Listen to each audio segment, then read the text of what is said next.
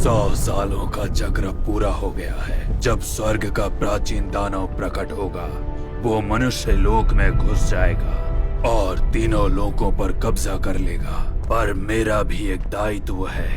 मैं आपकी अनुमति लेने के लिए आया हूँ। मैं स्वर्गिक ताओवादी गुरुदेव कि मैं उन दानवों का खात्मा करके उन तीनों लोक को बचा सकूं। वो प्राचीन दानव 100 सालों के बाद दोबारा जन्म ले रहा है। ये संकट बहुत महाविनाशी है। ताओवादी गुरु के पास 1000 लोग हैं। इससे दानव लोग को हराना मुश्किल है। इस विपदा से अनगिनत लोग मारे जाएंगे और शायद पूरी दुनिया खत्म हो जाएगी। ये तलवार प्राचीन धातुओं से बनी है। इसमें आग की शक्ति है। ये किसी से नहीं हार सकती। ये तभी प्रकट होगी जब सभी दुष्ट आत्माएं मर जाएंगी। स्वर्गीय गुरु की ओर से ऐसा करना स्वीकार नहीं किया जा सकता। गुरु के सभी लोग मारे जाएंगे। क्योंकि मैं तुम्हें ये तलवार दे रहा हूँ। मैं इसका नाम स्वर्गीय गुरु की तलवार रखता हूँ ताकि ये तुम्हारी मदद कर सके। मैं आज्ञा स्वीकार करता हूँ। स्वर्गीय गुरु के सभी शिष्य मेरी बात सुनो। मेरी आज्ञा को मानकर तुम्हें इस दुनिया को बचाने की जिम्मेदारी उठानी होगी। इस बार 6 लोग फिर से जाग उठे हैं। नरक का दानव फिर से आ गया है। हजारों लाखों दुष्ट आत्माएं हैं। वो बहुत खूंखार है। वो लोगों को नुकसान पहुंचाएंगे। हमारे कई शिष्य मारे जाएंगे। पर केवल इसी तरह स्वर्गीय गुरु की तलवार को सफल कर सकते हैं और दुनिया को जीत सकते हैं। और यही हमारी उम्मीद है। अगर गुरु की तलवार को सफल कर पाए तो इस संकट को पार कर लेंगे। मैं आज्ञा स्वीकार करता हूँ। मैं आज्ञा स्वीकार करता हूँ।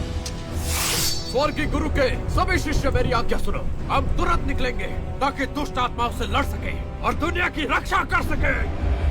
बाम्बुडू, ये एक ऐसा त्रिविमीय दर्पण है जो मनुष्यों, दानवों और अमर देवताओं तक ले जाता है। वांगचुआन के अनुसार ये त्रिविमीय दुनिया का अंतिम छोर माना जाता है और तीनों लोकों का केंद्र भी। ये यादों से भरी एक जगह है जहाँ लोग अपना जुड़ाव भूल जाते हैं। एक विचार आपको अमर और दानव बना देता है। गुरुदेव, दानव आ रहे हैं पर स्वर्गीय गुरु की तलवार अभी तक नहीं आई।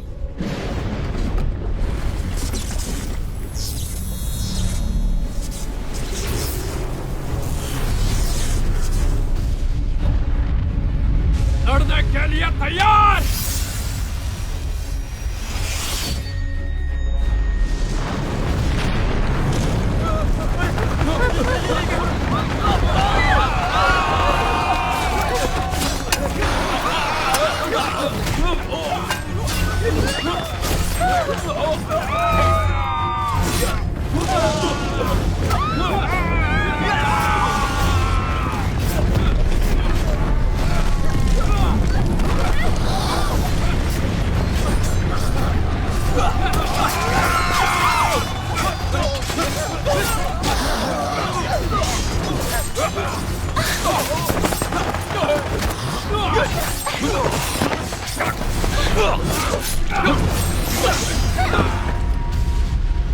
देखो, स्वर्गीय गुरु की तलवार।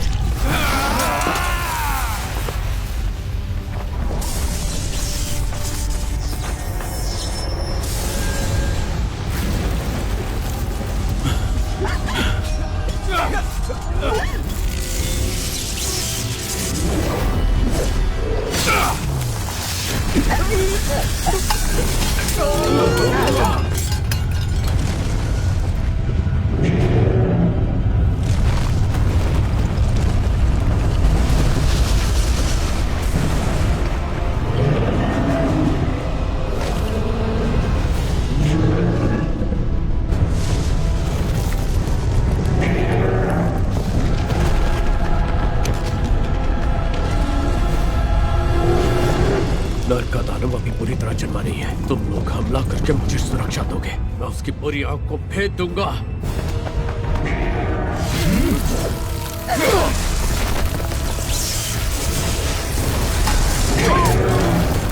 तुम मनुष्य लोक में कदम नहीं रख पाओगे।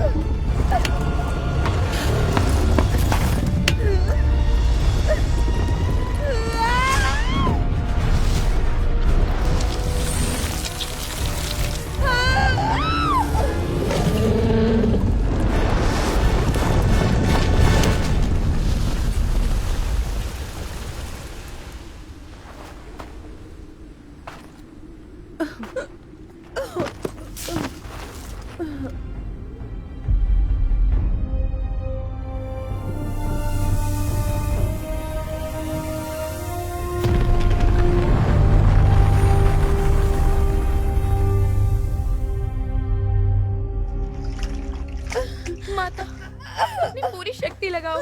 सांस रोको मत, अपनी शक्ति का प्रयोग करो माता।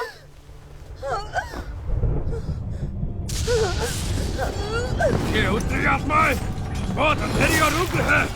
एक नोबल है और दूसरा कठोर। जी को बुलाओ। ये एक लड़का है माता, इसे एक नाम दीजिए। याद रखना, इसका नाम होगा वांग जुआनजे।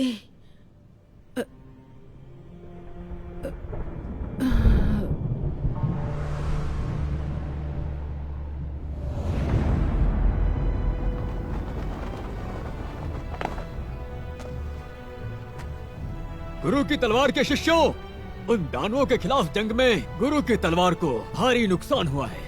हमने अपने गुरु को भी खो दिया। अभी जो गुरु है वो बहुत ही छोटा है, इसलिए आज से मैं जियांग फांगमू तुम्हारा गुरु रहूंगा जब तक जुआनजी बड़े नहीं हो जाते। और मैं जियांग फांगमू अपनी पूरी कोशिश करूंगा कि मैं गुरु की तलवार दोबारा बना सकूं।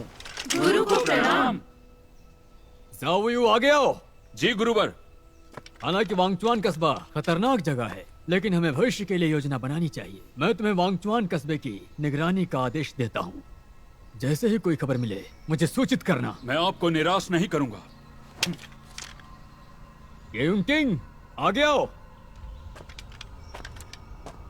इसके कपड़े उतारो, 50 कोड़े मारो और पद से निकाल दो। गुरुदेव! जियांग फांगमू अपना गुरु का पद कायम रखने के लिए लोगों के साथ उसका हिंसा यही अंजाम करते होगा। रहा। बताओ इसे, उसने लोगों क्या पर सजा दे? कभी भी रहम नहीं की और जो उसके खिलाफ आवाज उठाता वो उसे मार डालता।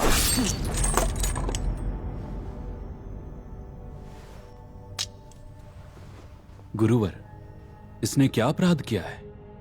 ये तो बस एक गैर आज्ञाकारी कुत्ता है। मार दो इसे, इससे एक जेल खाली हो जाएगी।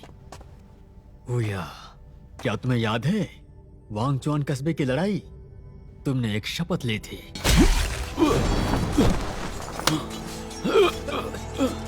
बचाओ, बचाओ साओ, बचाओ।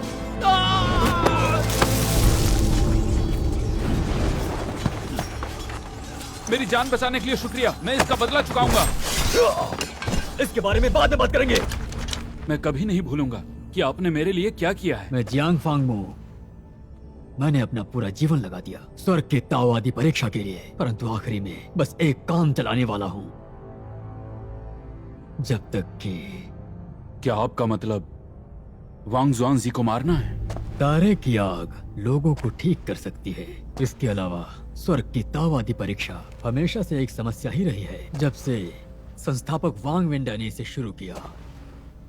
पर तुम ये भी जानते हो, मैं जियांग फांगमू युद्ध कला में और प्रतिभा में वांग चोंगयुआन से बेहतर हूँ।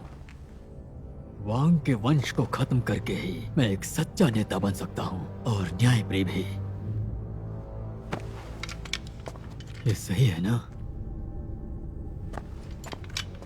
तुम कई सालों से वांगचुआन की निगरानी कर रहे हो। मुझे पता नहीं कि तुम कब वापस आओगे। मैं तुम्हारी माँ को यहाँ ले आया हूँ और अब से मैं तुम्हारी जगह उनका ध्यान रखूंगा। मरते दम तक आपका वफादार रहूंगा। एक समस्या है गुरुदेव। क्या हुआ? वो गेयुन किंग वांग जुआनजी और स्वर्ग की तलवार लेकर भाग गया।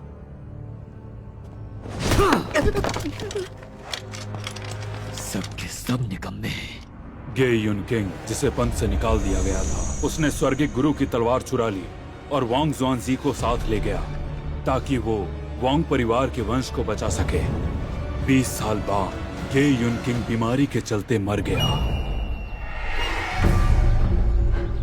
निंगान झाओ का सफेद घोड़ा टूटते तारे जितना तेज।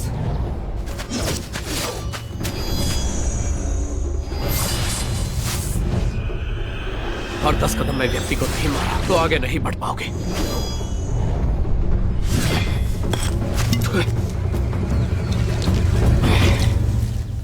ये खत्म हो गया। फुई चला गया। शेनसांग, शन युमिंग। शाओशुआनजी जल्दी आओ यहाँ। देखो तो, देखो हम यहाँ पर हैं। तुम इस सड़क पर सीधे जा सकते हो। यहाँ से कुछ पहाड़ियाँ चढ़कर और वांगचुआन नदी पार करके हम बोमडू पहुँच जाएंगे। थोड़ा पानी पी लो, फिर चलते हैं।